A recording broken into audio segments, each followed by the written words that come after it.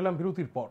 অবশেষে জল্পনার অবসান। রোহিত শর্মার পর এবার বিরাট কোহলি। টেস্ট ক্রিকেটকে বিদায় জানালেন কিং কোহলি। 7 মে টেস্ট ক্রিকেট থেকে অবসর ঘোষণা করে সকলকে চমকে দিয়েছিলেন রোহিত শর্মা। এবার সেই পথে হাঁটলেন কোহলিও।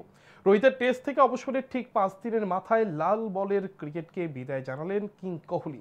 রোহিতের ধাঁচি সোশ্যাল মিডিয়ায় টেস্ট থেকে অবসরে বার্তা দিলেন কোহলি। কোহলি লেখেন, টেস্ট ক্রিকেটে ব্যাগি ব্লু টুপি পড়ার পর 14 বছর কেটে গিয়েছে। সত্যি কথা বলতে কি কোনোদিনও ভাবিনি এই ফরম্যাটে সফরটা আমাকে এই জায়গায় নিয়ে যাবে। এই ফরম্যাট আমার পরীক্ষা নিয়েছে, আমাকে তৈরি করেছে, আর যা শিক্ষা দিয়েছে আজীবন মনে রাখবো।